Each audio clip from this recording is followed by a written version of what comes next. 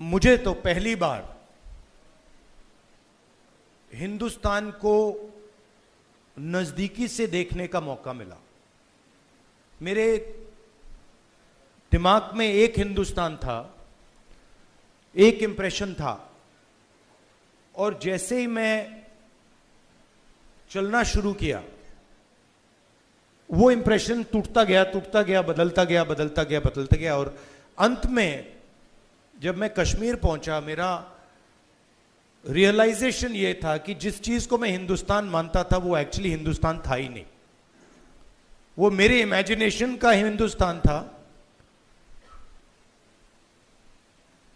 Uninformed Hindustan था। और ये जो मैं हिंदुस्तान भारत जोड़ो यात्रा में जिसको देखा है, ये भी एक प्रकार से अनइन्फॉर्म्ड हिंदुस्तान है। ये पहले वाले हिंदुस्तान से बेहतर इन्फॉर्म्ड है, मगर ये भी हिंदुस्तान की समझ नहीं है, सुपरफिशियल है। मगर उस यात्रा में दो चीजें बड़ी क्लियर थी। एक कि हिंदुस्तान नफरत का देश नहीं है, मोहब्बत का देश है। और इस देश में, इसके डीएनए में रिस्पेक्ट, मोहब्बत, ये बहुत गहरा है।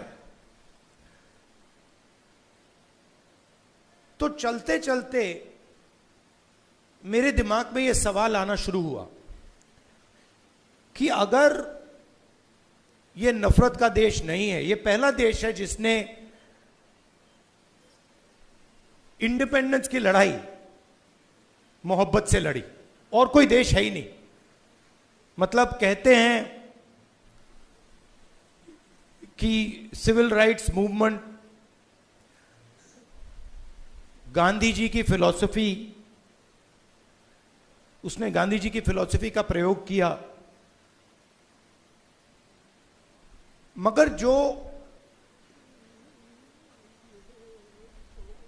उनको डायरेक्शन किसने दिया? उनको डायरेक्शन गांधी जी ने दिया, हिंदुस्तान ने दिया। साउथ अफ्रीका में मैं गया था, मंडेला जी ने मुझे यही कहा कि हमें जो औजार दिए गए, हमारी फ्रीडम स्ट्रगल के जो औजार दिए गए, वो अफ्रीका के औजार नहीं थे, वो आपके औजार थे, हिंदुस्तान के औजार थे, और वो औजार हमें गांधी जी ने दिए।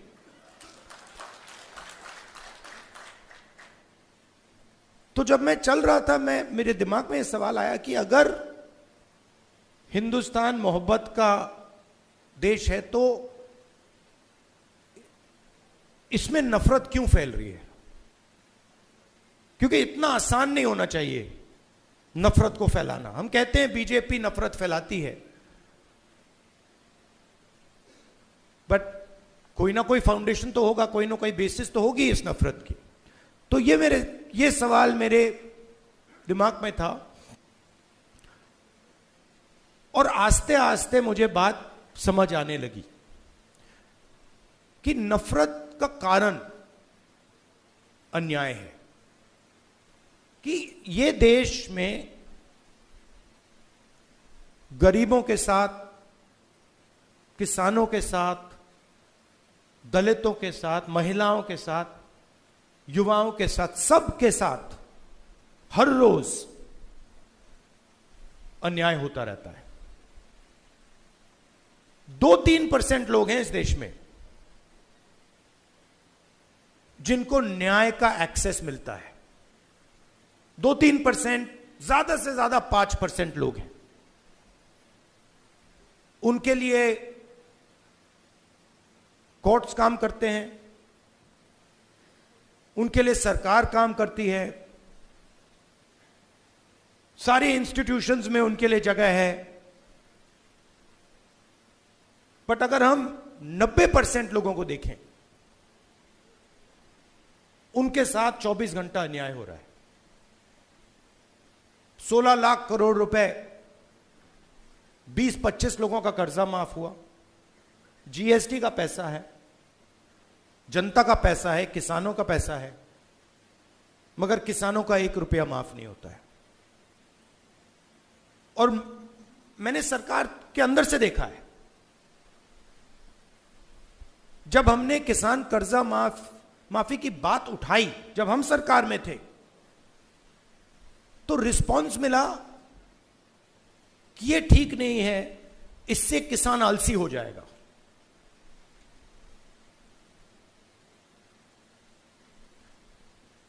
मनरेगा से गरीब व्यक्ति की आदत बिगड़ जाती है। मतलब वो काम कर रहा है,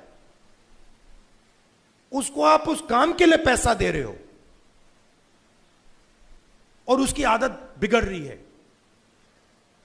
और दूसरी तरफ 20-25 लोग हैं, उनका 16 लाख करोड़ रुपए माफ हो रहा है, उनकी आदत नहीं बिगड़ रही।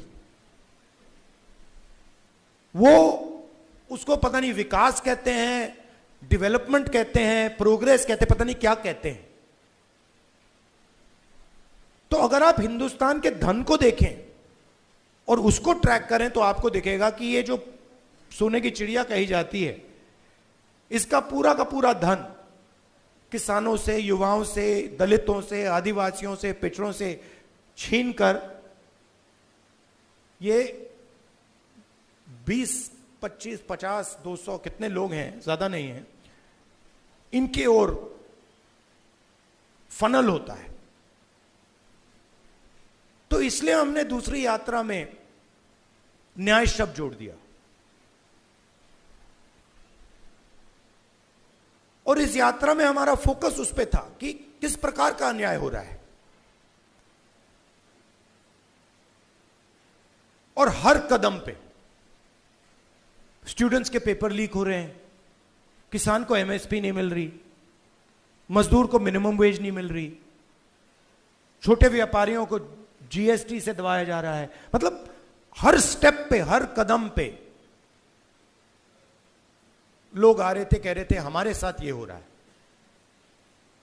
मगर कंबाइंड कॉन्शियसनेस नहीं है। एक व्यक्ति कह रहा है मेरे साथ अन्याय हो रहा है। मेरे पास छोटे व्यापारी आए गुजरात में, उन्होंने कहा कि जीएसटी से, नोटबंदी से हमें बहुत चोट लगी। मगर उसी डिस्कशन में जो किसान के साथ हो रहा है वो उनको दिख नहीं रहा है, वो देख ही नहीं पा रहे। तो मेरे खिलाफ जो अन्याय हो रहा है वो मुझे दिख रहा है, मगर मेरे भाई के साथ जो हो रहा है मुझे दिख नहीं रहा है।